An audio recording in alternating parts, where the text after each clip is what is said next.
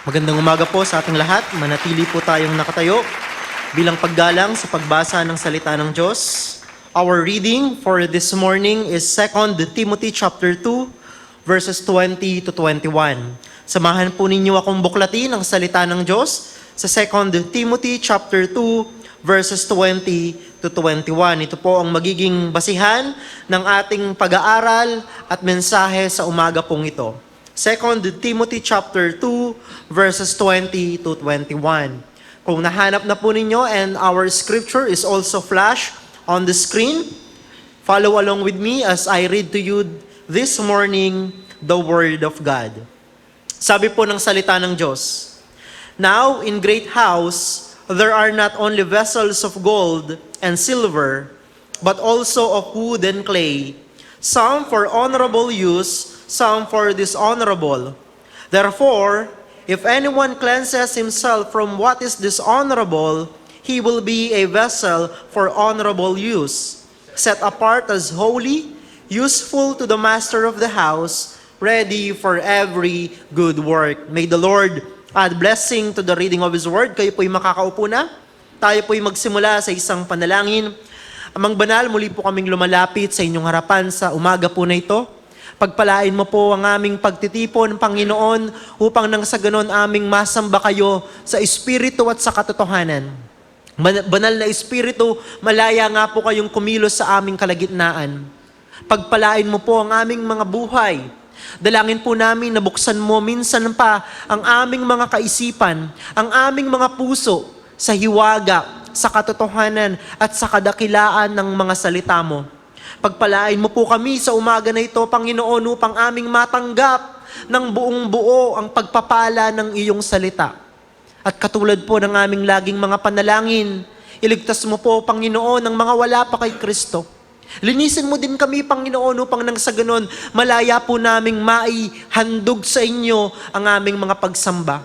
But at the same time, we believe the truth that we have already been cleansed by the blood of Christ, our Savior.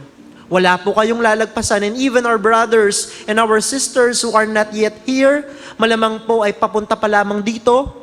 At ang mga kapatid namin na hindi po namin makakasama, kayo po ang sumakanila, O Diyos, anuman ang kanilang pinagdadaanan. Ihanda mo po kami sa pagtanggap ng iyong mga salita sa pangalan ni Jesus. Ito po ang aming dalangin. Amen and Amen. Minsan pa mga kapatid, magandang umaga po sa ating lahat. The title of our message for this morning is A Vessel for Honorable Use. A Vessel for Honorable Use. Pag sinabing vessel, tinignan ko sa Tagalog, ang ibig sabihin pala niyan ay sisidlan. No, siguro nung unang panahon, in the first century, yan yung mga sisidlan na marahil ay gawa sa banga. Pero dito sa ating teksto, sinasabi na yung mga vessel na yan na ginagamit in the household during that time ay merong mga gawa sa silver at meron ding mga gawa sa gold. Inihalin tulad ni Apostol Pablo, no, ang mga mananampalataya na tulad daw ng isang sisidlan na gawa sa ginto o di kaya naman ay gawa sa pilak. At yung household, inihalin tulad niya yung simbahan doon sa picture ng isang malaking tahanan o malaking bahay. Nagpapatuloy po tayo mga kapatid sa ating sermon series on 2 Timothy, Persevering in Christ, Finishing the Race, Keeping the Faith. Again, the title of our message for this morning is A Vessel for Honorable Use. Vessel for honorable use. Indeed, mga kapatid, tayo pong lahat ng mga mananampalataya, tayo po ay iniligtas ng Diyos upang maging kasangkapan niya. Right? You heard me right, mga kapatid. Tayo'y mga kasangkapan ng Diyos. Mga instrumento ng pagtupad ng kanyang layunin sa mundo at ng kanyang plano sa simbahan. Pero ang tanong, if we are God's vessel, sabihin na natin, mga kasangkapan ng Diyos, sisidlan, if we are God's vessel, are we useful? Are we useful for honorable purposes? Or baka tulad tayo ng mga sinabi ni Pablo dito sa ating mga talata na ginagamit for this honorable use. I hope and I pray na tayong lahat bilang mga mananampalataya ay mapunta doon sa mga vessel na gagamitin ng Diyos for honorable use. Alam niyo po mga kapatid, to be useful for the Lord in the ministry of the church must be the greatest desire of every Christian believer. Kung meron mang isang desire na dapat minimithi ng mga mananampalataya, yun po ay ang dapat maging kagamit-gamit sila, maging kagamit-gamit tayo sa gawain ng Diyos dito po sa ating simbahan. That must be our burning desire, our highest goal in life as believers.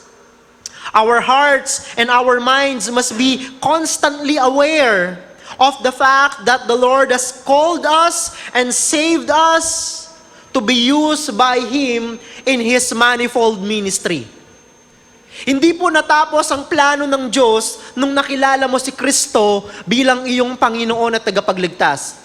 Hindi po yun ang katapusan ng layunin ng Diyos sa buhay mo. Kaya nandito pa tayo, nabubuhay sa mundong ito, naglilingkod sa Kanya, sumasamba sa Kanya, kasama ang ating mga kapatid, is because the Lord wants to use us. Merong plano ang Diyos sa ating mga buhay na higit pa actually sa mga sariling plano natin sa ating mga sariling buhay. Nais kang gamitin ng Diyos para sa Kanyang gawain at para sa Kanyang karangalan. I remember nung nag-youth camp po kami, merong isang message na pinreach si Pastor Jerry Uwarde at ang title ng kanyang sermon ay Saved to Serve. Napakaganda, hindi po ba? We were saved to serve. Iniligtas ka ng Diyos para maglingkod sa Kanya. Ibig sabihin, iniligtas ka ng Diyos para maging kagamit-gamit sa Kanyang kaharian, para maging kagamit-gamit sa Kanyang simbahan. The Lord has given us the great privilege of joining Him in His work of saving and sanctifying His people. Ituring po natin na isang malaking pribilehiyo na tawagin ng Diyos para mapabilang sa Kanyang kaharian, but at the same time, para maging kasama niya, kabahagi niya sa Kanyang gawain ng pagliligtas. It is a privilege, a majestic privilege to serve God and His people. Nawa, ganyan po ang pagturing ninyo sa inyong buhay bilang mga mananampalataya. Nawa, ganyan po ang pagtingin ninyo sa inyong buhay bilang mga Kristiyano. Because that is the reason why the Lord has saved us. Para gamitin tayo sa pagpapalaganap ng Kanyang salita, sa pagtupad ng Kanyang layunin sa mga tao, at sa pagtupad ng Kanyang layunin sa Kanyang simbahan. Ang ganda po ng sinabi ni Dr. John MacArthur, sabi niya, every believer should have that compelling desire to be used of God in whatever way He chooses. Lahat daw ng mga mananampalataya, dapat yan ang kanilang compelling desire. Yan yung isang bagay na lagi nilang hinihiling sa Diyos. Yan dapat ang maging laman ng kanilang mga panalangin.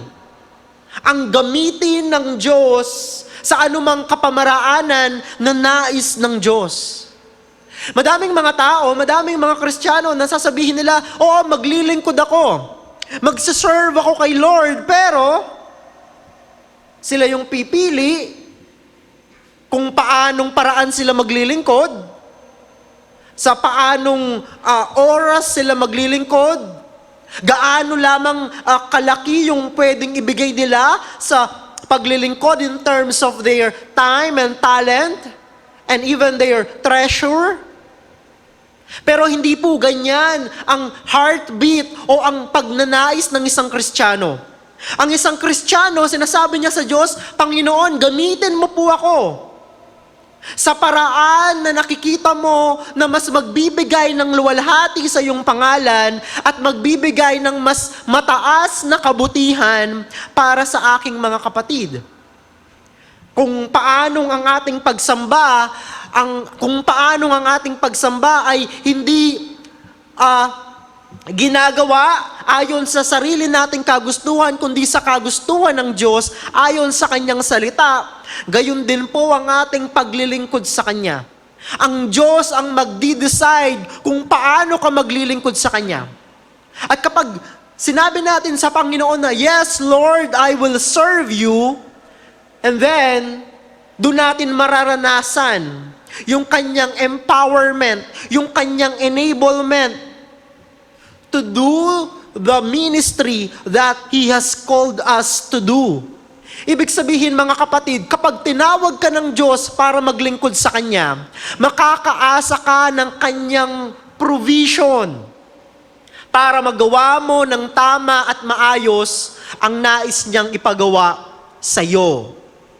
Now, in order to be useful in the ministry of the Lord, we need to remove every hindrance and every obstacle in our way so that our life will be effective in serving the Lord in the kind of work that He will use us. Kinakailangan sa ating paglilingkod sa Diyos, sa ating paghiling sa Kanya na gamitin niya tayo, kinakailangan din na maging clear sa ating mga kaisipan na dapat anuman yung mga bagay na maaaring magpabagal sa ating takbuhin. Ano man yung mga bagay na pwedeng maging hadlang para hindi tayo maging effective sa paglilingkod sa Kanya, kailangang maalis ang mga bagay na yon. We need to remove every hindrance, every obstacle. Bakit? Kasi nais nating paglingkuran ng Diyos sa pamamagitan ng paglilingkod na nararapat sa Kanya. In other words, we want to give our best. We want to give our all in serving the Lord. Hindi yung tira-tira. Hindi yung latak lang. Pero lahat, what is best. Kaya kailangan, yung mga bagay na pwedeng pumigil sa atin para mapaglingkuran ng tama ang Panginoon, we must remove those things. We must remove those obstacles. Like a silver and gold vessels in a large house, we must be honorable. Ibig sabihin, pag sinabing honorable vessel, dapat isa kang tapat at kagamit-gamit na Kristiyano sa Diyos. You must be a faithful and a useful believer in the ministry of the Lord. We must be believers ready for every good works. Yan yung sinasabi ni Pablo sa ating passage. Those vessels who are honorable, yun yung mga Kristiyano na tapat. At dahil tapat sila sa Panginoon, sila'y kagamit-gamit sa gawain ng Panginoon. Pero yung mga Kristiyano na dishonorable, ito yung mga Kristiyano na pasaway. Oo, totoong Kristiyano sila, totoong mananampalataya sila, but because they are not faithful, hindi sila nagiging kagamit-gamit sa Diyos. And that is not a good stewardship of our life as redeemed believers in the Lord. An honorable vessel is a faithful and a useful believer to the Lord. Grabe yung description ni Pablo, di ba? Honorable vessel, nagawa sa ginto. Yan ang pagturing ni Pablo sa mga mananampalataya na tapat kay Kristo. Mga tapat sa kanilang pagsunod kay Kristo sa kabila ng mga pwede nilang pagdaanan. Pero dahil sa kanilang katapatan, sa kabila ng mga pagsubok nila bilang mga mananampalataya, sila'y kagamit-gamit sa Diyos. Sila'y mga honorable vessels in the household of the Lord. If we want to be useful in our service to the Lord, we must be set apart for His work. Kailangan din malinaw sa ating mga kaisipan na ang ating buhay ay nakatalaga lamang kay Kristo. Ang ating buhay ay nakatalaga lamang sa Diyos. Ibig sabihin, ang buhay mo ay nakadesenyo para lamang sa Diyos. Hindi para sa sarili mo, hindi para sa kung sino paman, kundi para kay Kristo lamang. Yun po ang ibig sabihin ng set apart o sanctified. Set apart for the work of the Lord. Set apart for the ministry of the Lord. Set apart for the purposes of the Lord. Ano man ang larangan na ginagawa mo sa buhay mo ngayon, if you are in Christ, your life is set apart. Para kay Kristo lamang yan. Para sa Panginoon mo lamang ang buhay mo na yan. Ano man ang ginagawa mo. Kaya nga mga kapatid, hindi po aksidente na nandito kayo. At hindi rin aksidente na ginagawa nyo ang mga bagay na ginagawa nyo. Ibig sabihin, hindi natin pwedeng paghiwalayin yung ginagawa natin tuwing araw ng linggo to the rest of the week. In other words, ang pagiging Kristiyano mo ay 24/7. Bukas, papasok ka sa trabaho, Kristiyano ka pa din, and therefore, you are set apart in your work for the Lord. Yan po ang ibig sabihin ng pagiging set apart sa ating Panginoon. It means that we must separate ourselves from anything that can contaminate or defile us as God's people. Panatiliin nating puro ang ating mga buhay. Dahil tayo'y nakatalaga sa Diyos, marapat lamang na ang pagkatalaga sa atin sa Diyos ay mag-reflect sa katotohanan na dahil ang Diyos ay banal at matuwid, tayo na set apart para sa Kanya ay makitaan din ng kabanalan at katuwiran. That is necessary kung nais natin na maging kagamit-gamit sa Kanya. We must prioritize our walk with the Lord and our personal holiness. Napakahalaga na iniingatan natin yung ating sariling mga buhay. Our personal walk with the Lord, our personal life as believers, especially kapag napapaligiran ka ng mga taong hindi Kristiyano. Paano ka kumikilos? Paano ka makitungo? Paano ka magsalita? Ano yung mga bagay na lumalabas sa bibig mo? Dapat, sa ganung mga pagkakataon, makita pa rin ang katotohanan that you are a set-apart vessel of the Lord, useful to His kingdom. Kaya napakahalaga po ng ating personal walk and ng ating personal holiness bilang mga mananampalataya. Now, in verse 20, dalawang talata lang po yan. In verse 20, nagbigay ng illustration si Pablo to drive home to Timothy the importance of becoming useful to the Lord in the work of the ministry. Gumamit siya ng isang illustration. Yung illustration niya, isang malaking bahay. At sa isang malaking bahay, meron daw mga vessel o mga sisidlan na gawa sa ginto, gawa sa pilak. Meron din daw gawa sa kahoy at gawa sa clay. At ginagamit ang mga sisidlan na to for honorable use and some for dishonorable. Basahin natin yung verse 20. Ito yung illustration ni Pablo. Now in a great house, there are not only vessels of gold and silver, but also of wood and clay, some for honorable use, some for this honorable.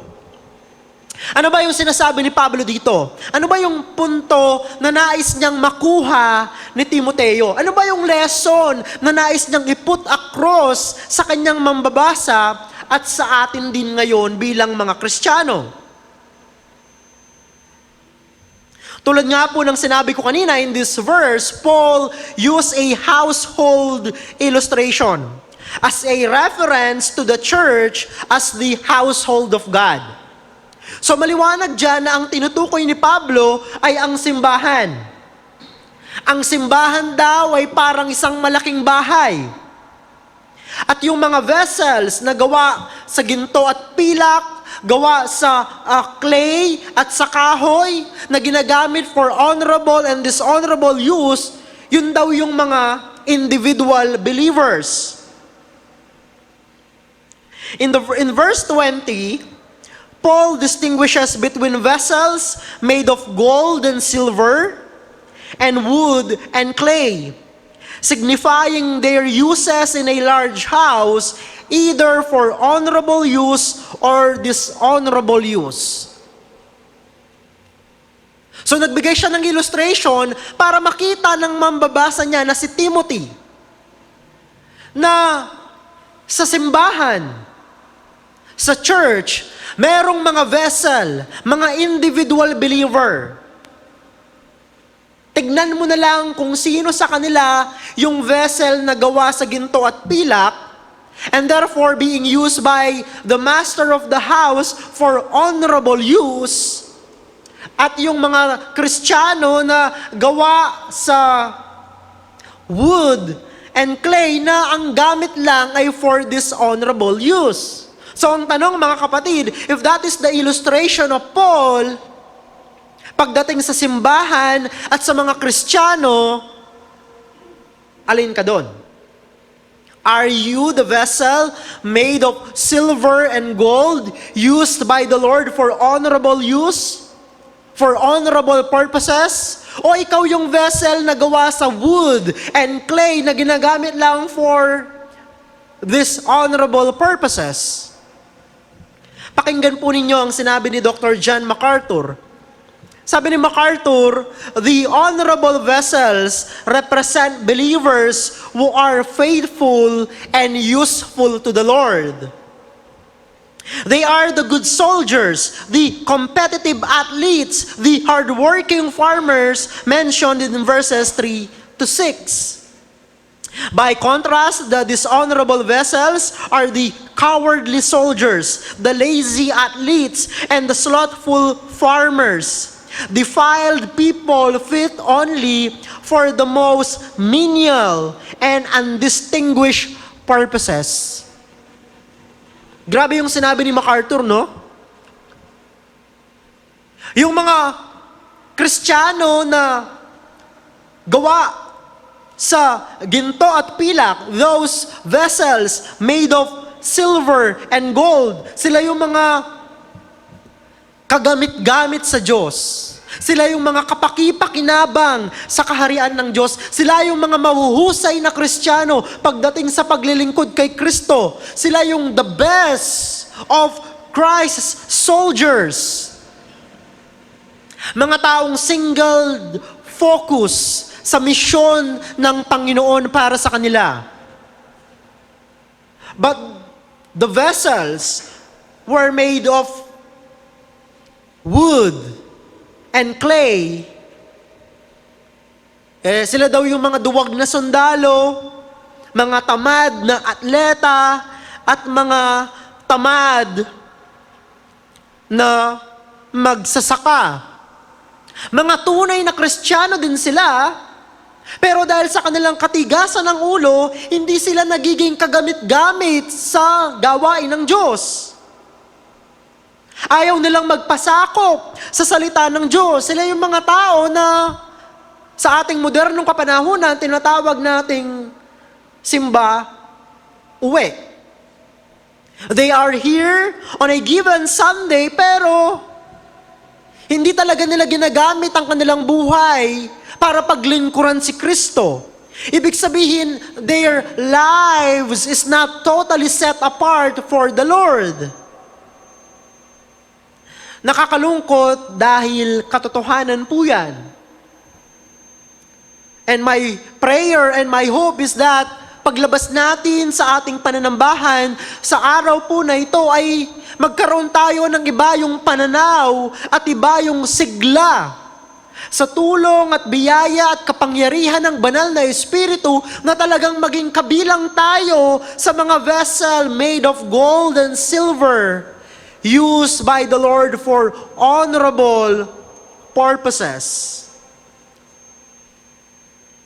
Pagpapatuloy po ni Dr. John MacArthur, sabi niya, honor and dishonor therefore refer to the ways in which genuine believers are found useful to the Lord in fulfilling the work to which He has called them. In this sense, all believers should be, but are not always, vessels of honor. What is the ideal? Ang ideal, dapat lahat ng mananampalataya, they are vessels of honor. Kagamit-gamit sa Diyos. Useful in the household of God. Pero tulad nga ng sinabi ni Dr. John MacArthur, hindi yan ang laging katotohanan. Reality talaga sa loob ng simbahan na merong mga Kristiyano talaga na hindi useful. Kaya po napakahalaga na makita natin yung pinopoint out ni Pablo dito. Makita natin yung nais niyang iparating kung paano ba dapat ang maging pagturing ng isang mahusay na lingkod ni Kristo. Lalong-lalo na ang isang manggagawa, ang isang pastor tulad ni Timothy. Let me give you mga kapatid yung summary ng ating passage at ng ating sermon. This is the main point or the main idea of this sermon. Believers must strive to become God's honorable vessels who are clean from defilement, sanctified for holy service, useful to the Lord, and ready for good works. Yan po yung ating summary statement ng ating message. Yan dapat ang maging pangunahing minimithi na dapat pagsumikapan ng lahat ng mga mananampalataya.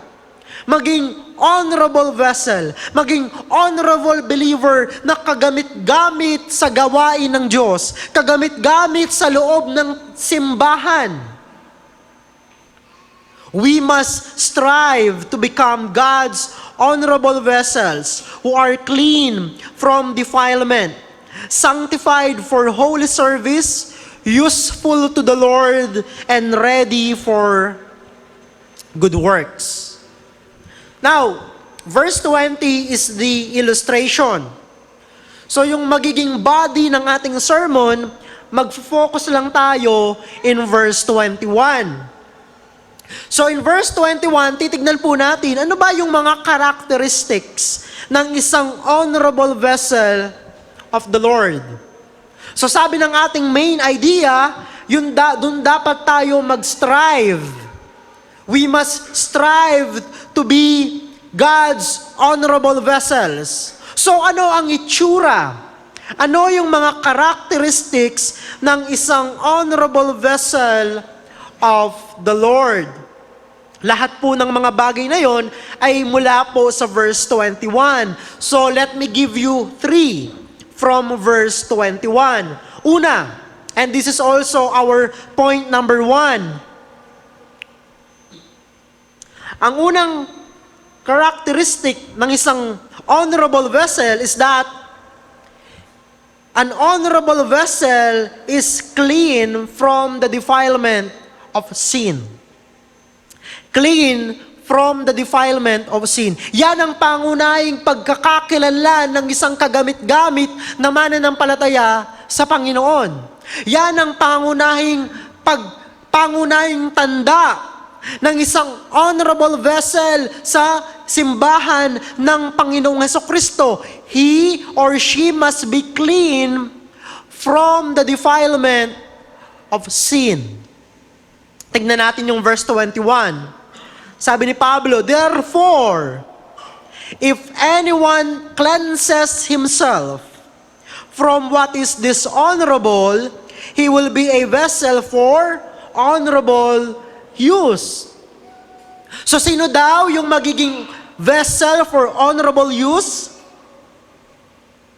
Yung tao daw na nililinis ang kanyang sarili from what is dishonorable. So anong sinasabi ni Pablo dyan? Ang isang kagamit-gamit na vessel, ang isang kagamit-gamit na mananampalataya sa simbahan ay ang mananampalataya na dumidistansya sa anumang bagay na pwedeng mag-contaminate sa kanyang buhay bilang isang purong Kristiyano. Ibig sabihin, umiiwas sa mga Kristiyano na pwedeng magdala sa kanya sa pagkakasala o di kaya naman pwedeng mag-impluwensya sa kanya para hindi maging kagamit-gamit. Yan daw ang dapat kinakailangan kung nais ng isang mananampalataya na maging kagamit-gamit sa Diyos. That is the first mark of an honorable vessel. Clean from the defilement of sin. A vessel for honorable use is a believer who cleanses himself from people who may cause them to sin. Kahit pa totoong Kristiyano yan. Kasi nga, dahil nga sa katotohanan na merong mga Kristiyano na dishonorable, ibig sabihin yung mga hindi kagamit-gamit, mga Kristiyanong hindi tapat, hindi nagpapasakop sa salita ng Diyos, kapag sila yung laging kasama ng isang Kristiyanong nais maging kagamit-gamit sa Diyos, merong tendency talaga na mahawa tayo sa kanila. Kasi maliwanag ang sinabi ng talata, if anyone cleanses himself from what is dishonorable, ano daw ang magiging resulta?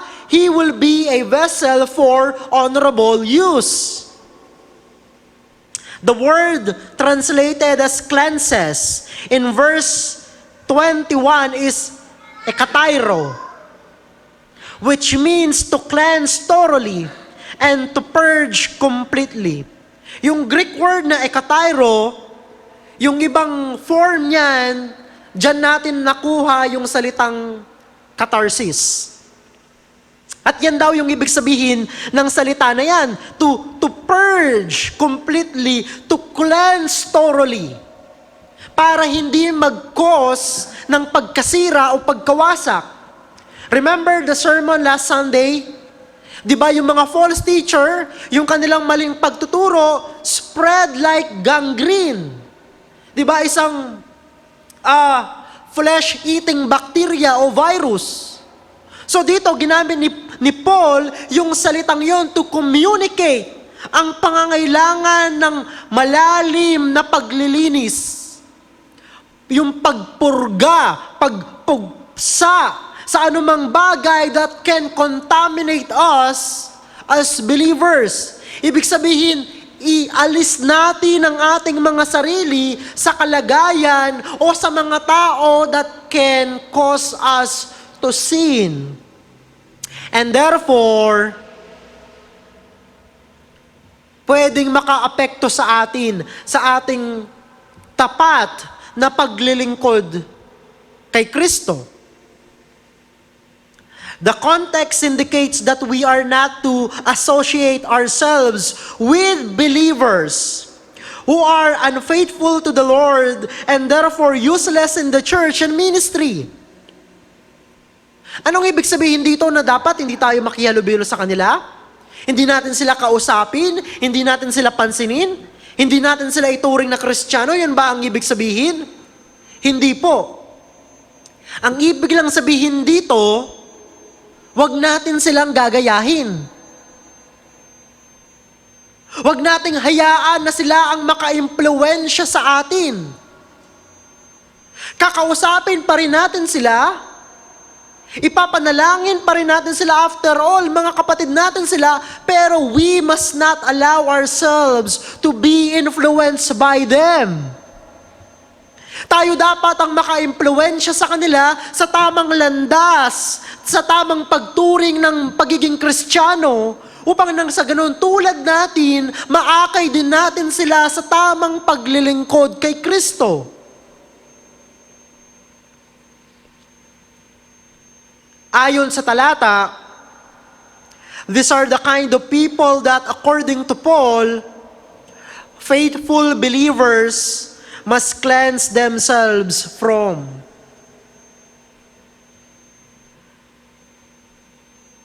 Huwag silang gagayahin. Huwag silang pamarisan. Tayo dapat ang maka-impluwensya sa kanila at hindi sila ang maka-impluwensya sa atin. Sa madaling salita, mga kapatid, a clean life is the primary mark of a believer who is a vessel for honorable use in the household of the Lord. Kung nais nating maging kagamit-gamit sa Panginoon, maging mahusay na lingkod ni Kristo, dapat malinis ang ating buhay. Dapat wala tayong skeleton in the closet.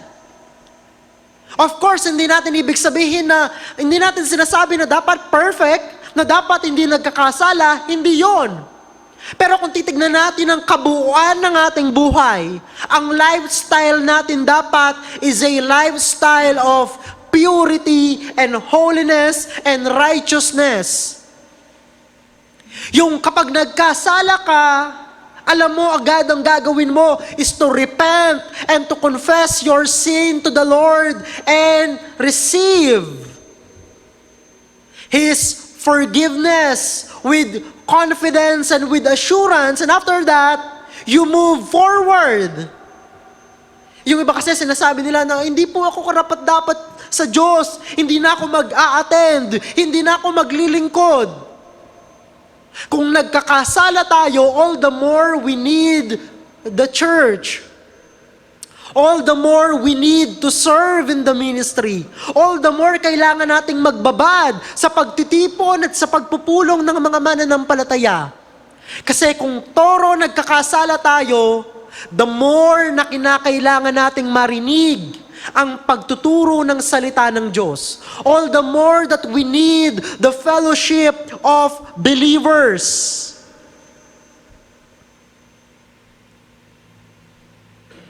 We are to cleanse ourselves from anything that may defile us and remove anything that may cause us to stumble and hinder our usefulness in the service of the Lord.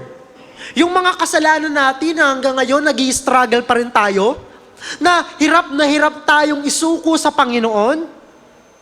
Mga kapatid, yan po yung mga pabigat sa atin.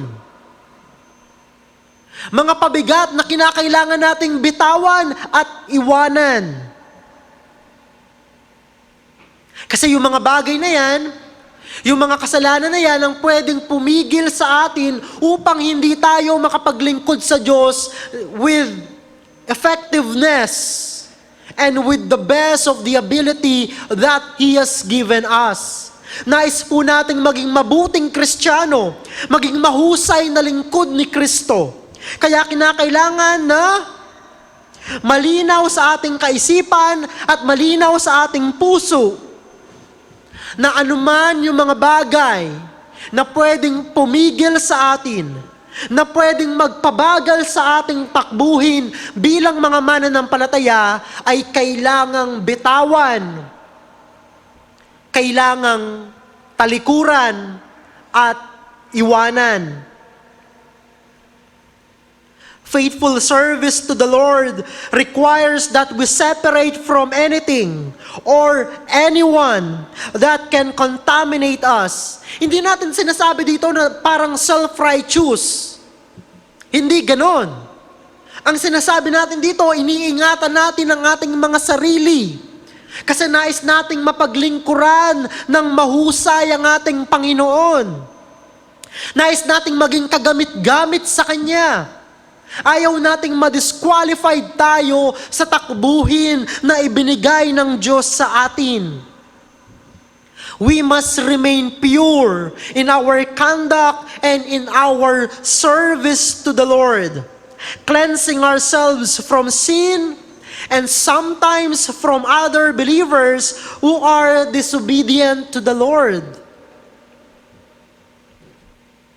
Minsan kinakailangan talaga yon for our own sake and for the sake of believers who are disobedient. Para naman ma-realize nila na mali yung ginagawa nila at makita nila na merong consequence ang pagiging disobedient nila sa Panginoon. Ipinaparamdam mo sa kanila na hindi dapat ganyan ang pamumuhay ng isang Kristiyano. And if they will persist in their sin and disobedient, the Lord will discipline them. Bahagi pa rin ng kabutihan ng Diyos sa kanilang buhay. Kasi hindi naman didisiplinahin ng Diyos ang mga hindi tunay na Kristiyano. Ang didisiplinahin lamang niya ay ang kanyang mga tunay na anak na mga pasaway at hindi sumusunod sa kanyang kalooban. Kaya nga po tayo, kung ninanais talaga natin na maging kagamit-gamit sa Diyos, maging mahusay na Kristiyano, maging mahusay na lingkod ni Kristo, we must not allow sin to be the reigning mark of our life, and we must not allow ourselves to be associated closely with people, even from professing believers, who are unfaithful to the Lord due to their disobedience. Ingatan natin ang ating mga sarili for our own sake and for the sake of others. Bakit po? Kasi we strive to be vessels of honor, useful to the Lord. Punta po tayo sa pangalawang characteristic ng isang useful o honorable vessel. Ano ang itsura niya?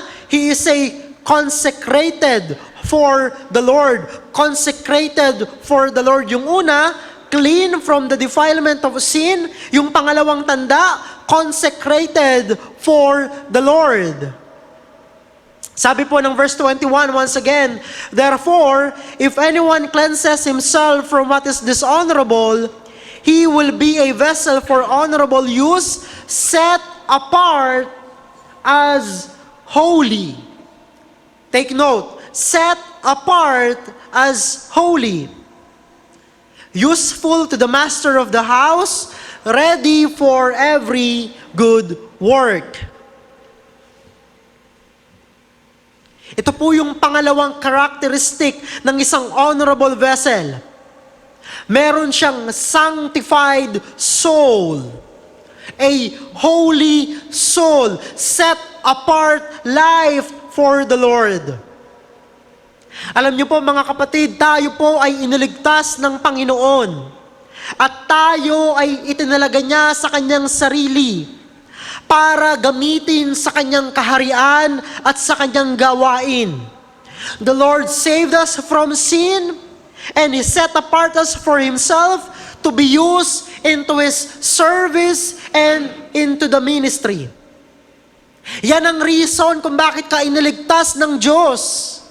Para parangalan ang kanyang pangalan sa larangan ng paglilingkod. Ibig sabihin, ang buhay mo'y nakatalaga ngayon kay Kristo. Iniligtas ka niya, binayaran ka niya ng kanyang sariling dugo. At ang buhay mo ngayon ay hindi na para sa iyo.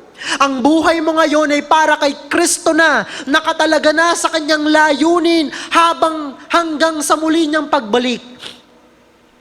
Habang ikaw ay nabubuhay dito sa mundong ito, if you are in Christ, your life is set apart for the Lord. A faithful and useful servant of God is one whose life is consecrated for the Lord alone. Para lamang sa Diyos ang buhay mo. Nakatalaga lamang para kay Kristo ang buhay mo. Ang ginagawa mo, ang trabaho mo, ang mga talento mo, ang mga resources mo, lahat ng meron sa buhay mo, even your very life itself, is for the Lord. Set apart for His holy purpose. Kung tinatanong ninyo ano ang layunin ng buhay mo, yan ang layunin ng buhay mo. Yan ang dahilan kung bakit ginigising ka pa ng Diyos araw-araw. Yan ang dahilan kung bakit tayo nandirito ngayon. Our life, our gifts, our resources must be devoted to the Lord. To be used for the building up of His household, the church. So lahat ng meron ka, ang buhay mo, yung mga spiritual gift mo, ay dinisenyo ng Diyos para maging pagpapala sa iba. And when you serve your fellow believer using your gifts and your talents, nagagamit ka ng Diyos sa pag-build up niya ng kanyang bahay, sa pag-build up niya ng kanyang simbahan. Kaya nga mahalaga din na bilang mga mananampalataya, alam natin ano ba yung mga spiritual gift na ibinigay sa akin ng Panginoon. Sa anong larangan ba ng paglilingkod ako pwedeng gamitin ng Diyos?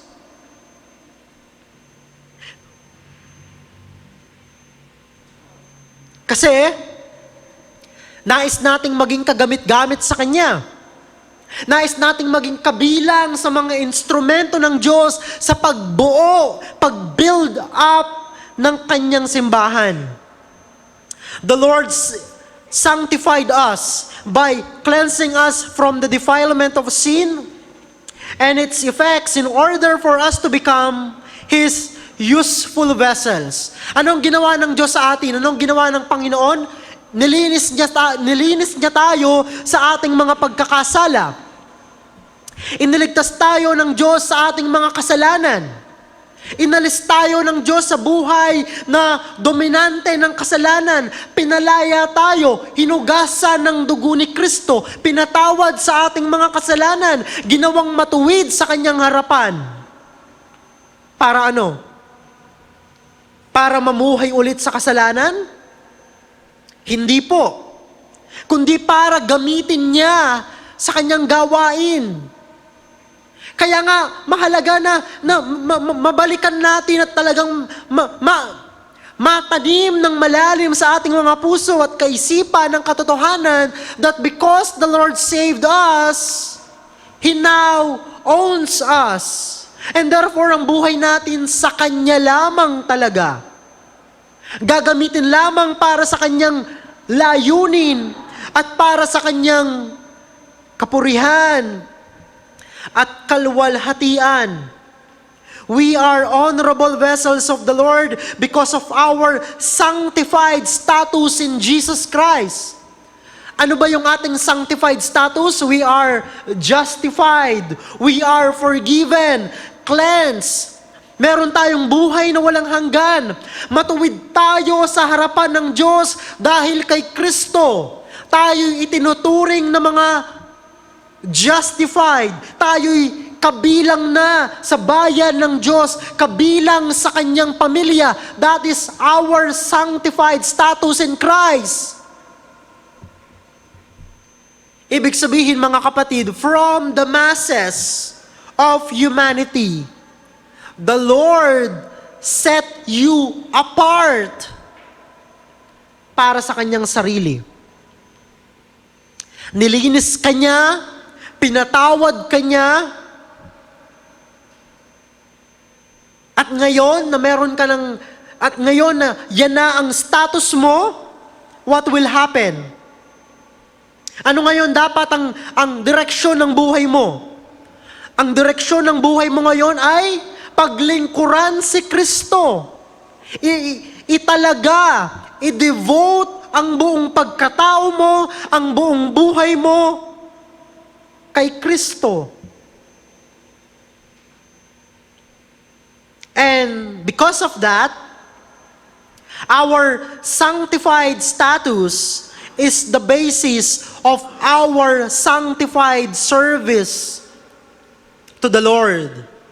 So, pinatawad ka na ng Diyos, matuwid ka na sa Kanyang harapan, meron ka ng katuwiran na isinuot sa iyo ng Diyos dahil kay Kristo, malinis ka na sa Kanyang harapan, banal ka na sa Kanyang harapan. From that status will flow your set-apart life, your sanctified service to God. Sa kadahilan ng ikaw ay pinatawad na, ikaw ngayon ay dapat maglingkod sa Kanya, na ang buhay ay nakatalaga para lamang sa Kanya, upang maging kagamit-gamit na vessel ng ating Panginoon. A person who was made holy by God is a person whose life is characterized by continuous spiritual growth for the purpose of effective usefulness in the ministry of the Lord. So we were sanctified. That is our present position. Hindi na magbabago yon. Pero habang hinihintay natin ang muling pagbalik ni Kristo, tayo'y patuloy na pinapalago ng ating Panginoon. Tayo'y patuloy na pinapatibay niya. Tayo'y patuloy na sinasanctify niya. At ano ang purpose ng iyong spiritual growth? Para mas lalo kang maging kagamit-gamit sa Kanya. Para mas lalong maging epektibong lingkod ka ni Kristo.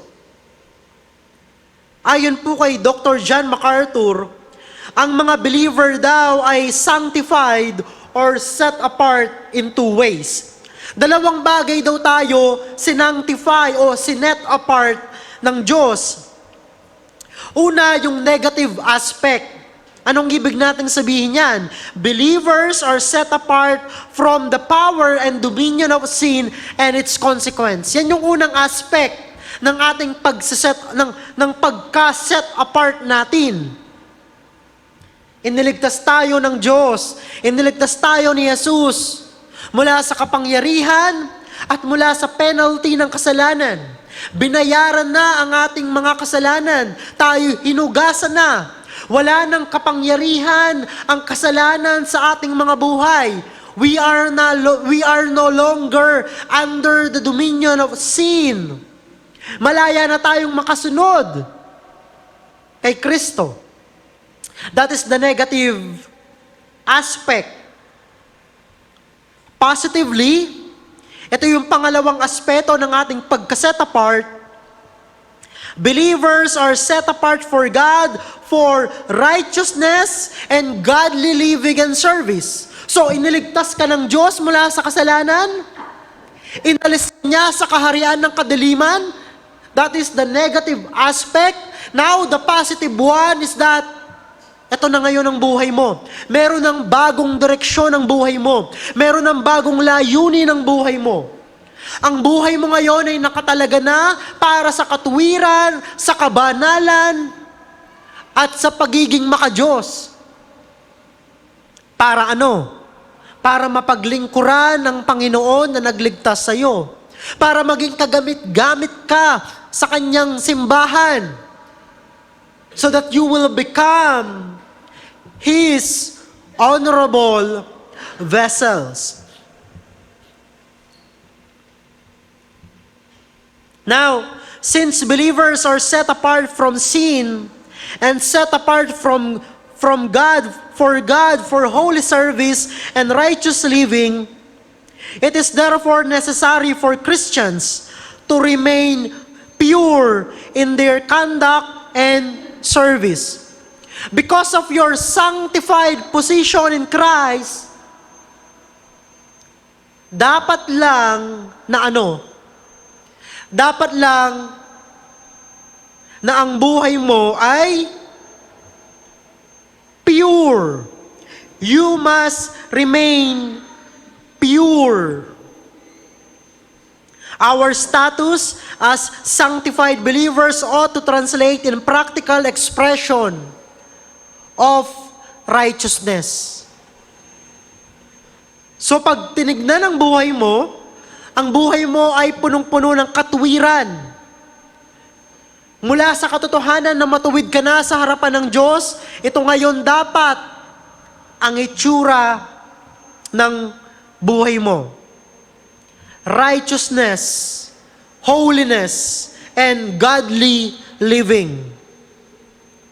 As honorable vessels of the Lord, our life must characterize separation. Separation from sin, from the influence of the world, from the influence of unfaithful believers, and even from our own self. Bakit? Bakit separation? Kasi set apart tayo. Inihiwalay ng Diyos para sa Kanyang sarili.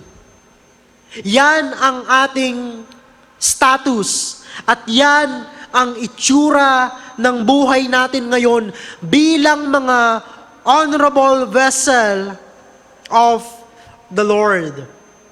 Let's go to point number 3, and this is last. Ano yung pangatlo na characteristic ng isang honorable vessel? Constructive to the Lord in the church. Constructive to the Lord in the church. Ano yung una? Clean from the defilement of sin, consecrated for the Lord, and number 3, constructive to the Lord in the church. Basahin ulit natin ang verse 21. Therefore, if anyone cleanses himself from what is dishonorable, he will be a vessel for honorable use, set apart as holy, useful to the master of the house, and what? Ready for every good work. Yung pong salitang constructive, ang ibig po nating sabihin dyan is serving a useful purpose. Yun po yung ibig sabihin ng salitang constructive. Serving a useful purpose. For example, kapag nagbigay ka ng constructive criticism, ang hope natin is that yung constructive criticism mo will become useful. Hindi po ba? So, since we were set apart for God, our lives are now designed to serve God in all kinds of useful purposes. So, nililis ka ng Panginoon, itinalaga ka niya para sa kanyang sarili, and now, ito ngayon, magiging kagamit-gamit ka. You will become useful. A vessel of honor is useful to the master of the house. Paul's greatest desire is for his life to be a useful vessel of the Lord. Ito yung heartbeat ni Pablo. Ito yung kanyang pinakamataas na layunin, maging kagamit-gamit sa Panginoong Hesus. At alam natin na ganun nga ang nangyari sa kanyang buhay.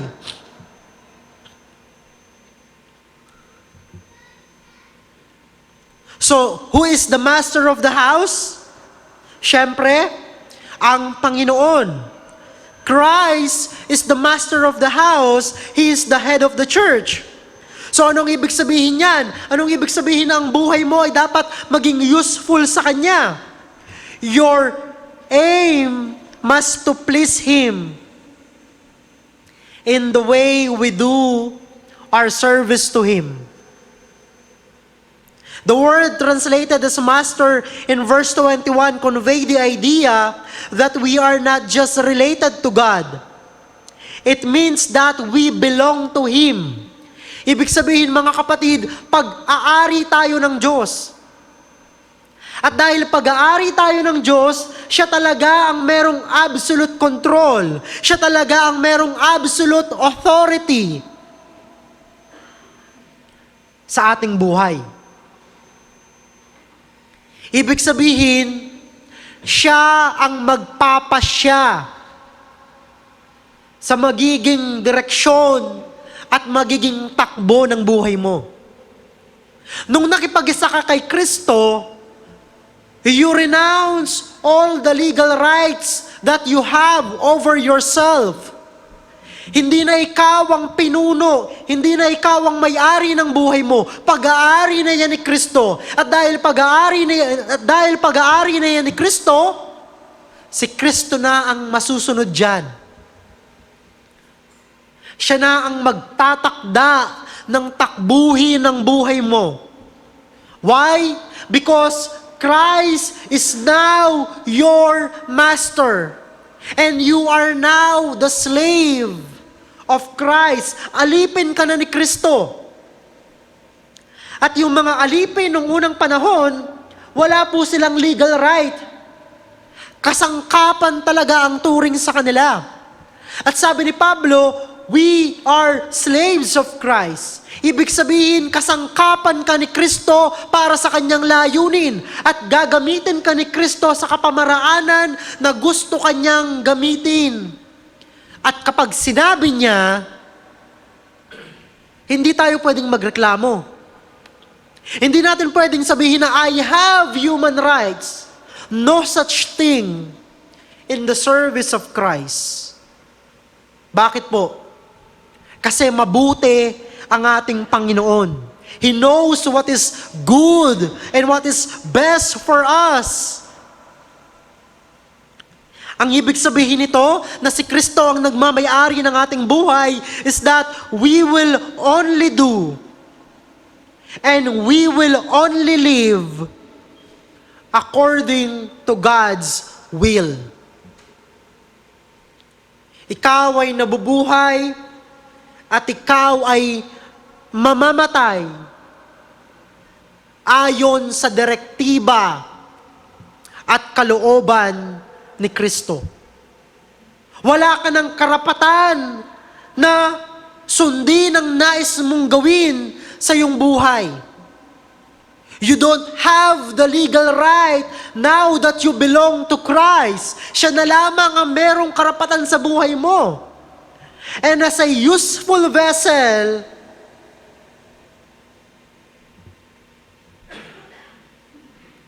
wala kang say sa nais ni Kristo sa buhay mo. A believer who is useful to the Master is a believer who is diligent in his study of the Scripture and faithful in applying and obeying it. How can we expect na magiging kagamit-gamit tayo sa Panginoon if we do not know Christ, if we do not know our Master? How can we surrender our life absolutely to Him kung hindi natin alam na mabuti siya at yung pinakamabuting bagay ang layunin niya para sa atin?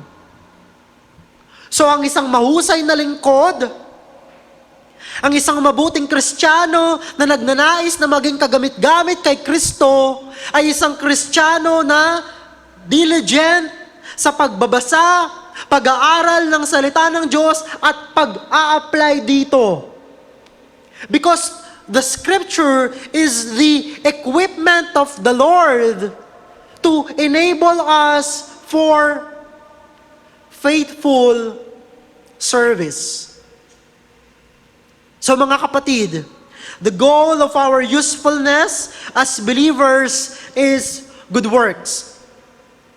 Ano yung culmination ng ating paglilingkod? Saan ba talaga yan uuwi? Madaming klase ng paglilingkod, but eventually, ang itsura niyan ay good works. Mabuting gawa. We are to be vessels of honor, set apart as holy, useful to the Lord, so that we will be ready for every good works. Ang paglilingkod mo ay magbubunga sa mabuting gawa. Ang paglilingkod mo ay dapat lang magbunga sa mabuting gawa. The Lord has set you apart for Himself so that your service to Him will be full of good works. So tinawag talaga tayo ng Diyos, itinalaga talaga tayo ng Diyos para saan? Para sa isang buhay na punong-puno ng mabuting gawa. Paul said that vessels of honor must be ready for good works. In the original language, it communicates the idea of willingness, eagerness, and the readiness to engage in good works. Ibig sabihin, ang isang mabuting Kristiyano, meron talaga siyang what? Meron talaga siyang desire na gumawa ng mabuti. Ang heartbeat talaga niya ay good works. He or she has that desire, that willingness, that eagerness to do good works.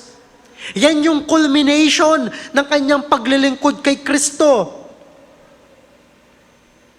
Yan yung end goal ng kanyang pagka-set apart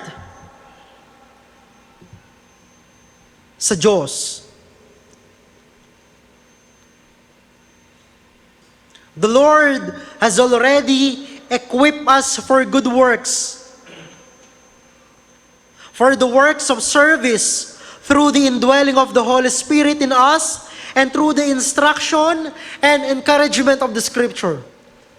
So, nais ng Diyos na maglingkod tayo sa Kanya, maging kagamit-gamit, to engage in good works, pero hindi tayo iniwanan ng Diyos na parang mga wala lang. We have the indwelling Holy Spirit living in us, and we have the Scripture for our instruction and for our encouragement. So lahat ng kailangan natin para gumawa ng mabuti at para maging mahusay na lingkod ni Kristo ay ipinrovide na ng Diyos sa atin.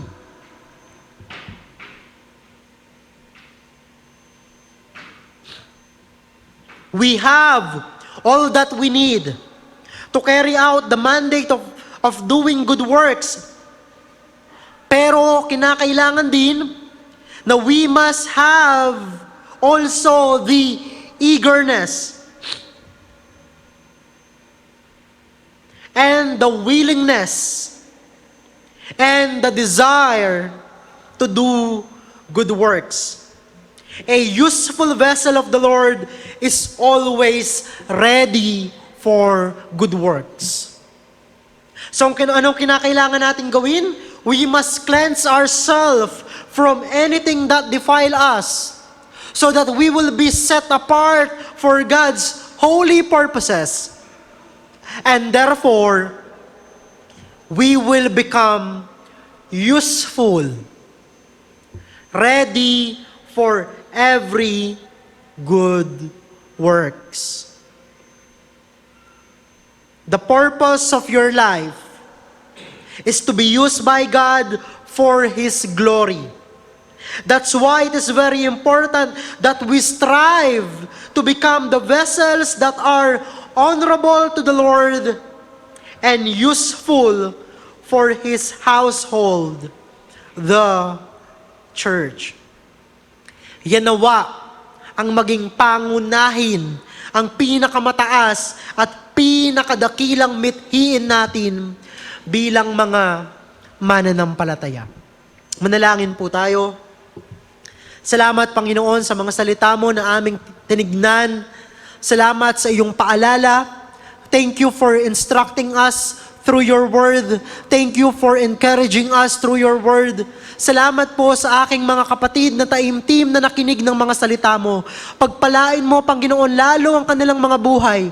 Gamitin mo sila para sa ikaluluwalhati ng iyong pangalan, para sa karangalan ni Kristo na aming Panginoon, at para sa ikabubuti lamang ng inyong simbahan. Dito po sa GCF Pampanga West.